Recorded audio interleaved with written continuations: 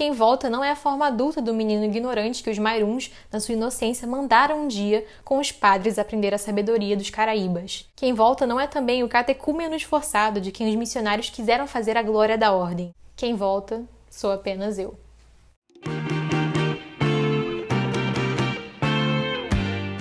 Oi, eu sou a Dora e hoje eu tô aqui para falar de Maíra, do Darcy Ribeiro. Mas antes disso, eu queria comunicar oficialmente que o canal fez 1 ano no dia 6 de abril e também que eu criei um Scoob, que de acordo com eles mesmos é a maior rede social de leitura no Brasil, e lá eu vou postar pequenas resenhas de livros que eu não pretendo falar aqui. Então se você tiver interesse, eu vou deixar o link do meu Scoob na descrição para você poder me seguir lá também. E agora, sem mais delongas, vamos voltar ao livro. Maíra foi publicado pela primeira vez em 1976 pelo nosso ilustríssimo Darcy Ribeiro. E eu posso estar equivocada, mas a minha impressão é que hoje em dia a gente fala muito mais sobre o Darcy Ribeiro e sobre a figura importante que ele foi do que a gente de fato lê as obras dele. Começando por Maíra. O livro começa e um fato claro já é apresentado para o leitor. Uma mulher grávida e branca foi encontrada morta em terras indígenas. E a partir desse momento, o Darcy, olha como nós somos íntimos, né? Já começa a tecer a trama política, sociológica e histórica que envolve essa morte. Ele começa a apresentar muitas informações vindas de muitos lados diferentes da história para o leitor. E ele faz isso através da polifonia narrativa, ou seja, um conjunto de vozes que vai narrando pedaços fragmentados e informações e diálogos que surgiram após esse acontecimento ou até mesmo antes. E nessa parte do livro chegou até a me parecer que era um pouco de informação demais, porque estava ficando difícil de digerir e entender o que realmente estava acontecendo ali. E eu precisei reler algumas passagens 2 ou 3 vezes para conseguir entender o que estava acontecendo naquela situação e nesse pedaço confuso do livro. Mas conforme eu fui me aproximando da metade do livro, o ritmo foi desacelerando e aí sim eu consegui já enxergar mais claramente tudo o que estava acontecendo. Isso porque a gente começa a conhecer melhor 2 personagens centrais para a trama: Isaías, ou Avá, e Alma. Isaías é um indígena Mairum que acabou seguindo os passos de um padre missionário e resolveu virar seminarista. Só que, justamente por ele ser indígena, ele seria impedido de continuar essa escalada na carreira profissional e religiosa. Então, ser seminarista seria como o teto de aonde ele poderia chegar, mas ele não queria parar por aí. E a Alma, por outro lado, é uma pessoa que viveu uma vida pecaminosa, de acordo com a igreja, e ela resolve acompanhar Isaías nesse caminho que ele faz de volta para casa, justamente para tentar se achar e talvez até mesmo se redimir.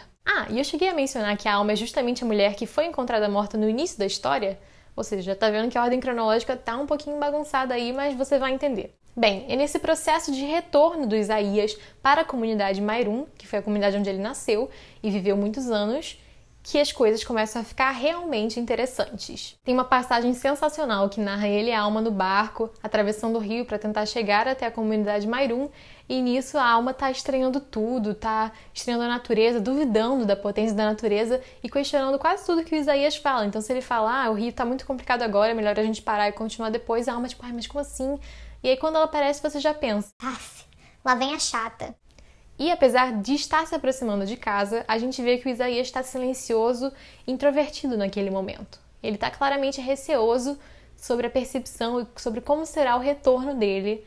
E quando eles finalmente chegam lá, o destino dá um tapa na cara dos dois. A Alma nos surpreende e se sente extremamente à vontade, se sentindo mais feliz do que já se sentiu na vida e descobrindo ali uma nova identidade. E apesar dela ser branca, aquele lugar vira rapidamente o seu lar, o lugar no qual ela mais se sente confortável e o lugar que ela sente que ela pertence.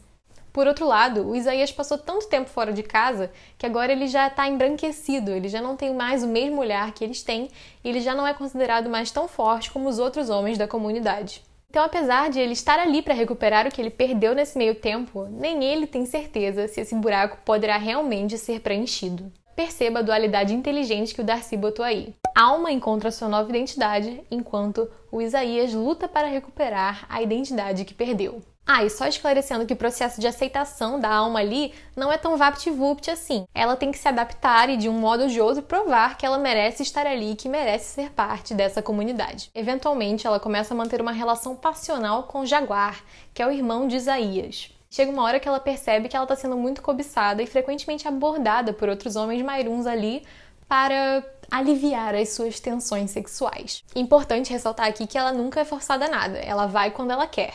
e ela queria frequentemente. Em um diálogo com o Isaías, ela chega a falar que ela virou uma espécie de prostituta Mayrum.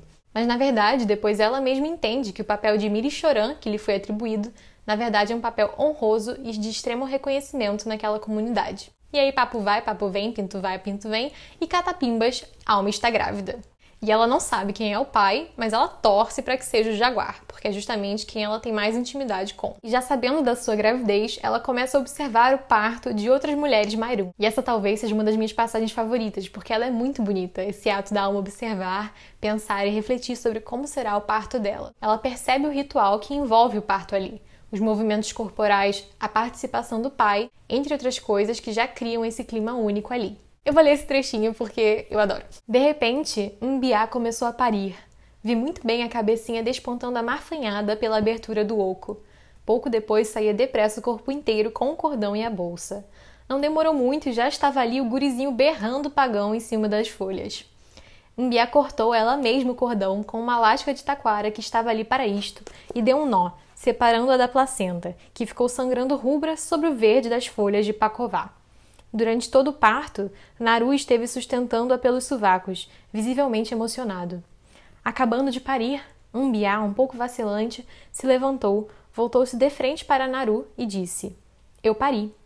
Ele respondeu: "Eu também pari." Cara, e uma coisa que você já entende no início do livro, que fica ainda mais claro depois de você ter acompanhado as experiências do Isaías e da Alma, é como as pessoas ao redor, as pessoas de fora da comunidade indígena, se recusam a entender a beleza, a generosidade e o respeito dos Mayruns. E não só dos Mayruns, né, mas como dos indígenas como um todo. Os xerifes que investigam o caso da morte de Alma, e aqui cabe eu falar que não foi nenhum assassinato, foi uma morte natural na medida do possível, porque ela morreu parindo.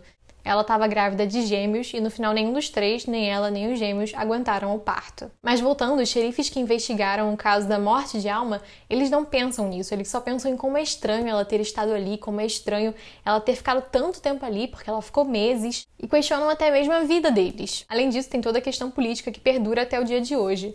Todo mundo interessado em tirar as terras dos indígenas, garimpeiros, políticos, todo mundo tentando perceber aonde eles poderiam lucrar com essa história. E com tudo que eu já falei até agora, você já deve ter percebido que esse livro é uma baita experiência. É um livro que, se você parar para dissecar com calma, você com certeza vai achar coisas novas e importantes num trecho que no início você não deu nem muita bola, ou então nas entrelinhas de um capítulo para o outro. É um livro muito importante, muito bem escrito, e eu admito que eu não esperava nada menos do Darcy Ribeiro. E agora chegou o clássico momento do nosso canal, que é a pergunta: que pão seria Maíra? E bem, hoje eu não vou fazer muitas explicações, mas eu digo que seria um pão de mandioca, porque esse é um pão versátil, gostoso e que atravessa os hábitos alimentares de diversas culturas brasileiras. E para terminar, eu vou fazer uma pequena associação aqui e dizer que se você gostou de Macunaíma, tem grandes chances que você goste desse livro também. Não só porque ele tem uma temática de identidade e também indígena parecida, mas por causa da polifonia que eu falei lá no início do vídeo.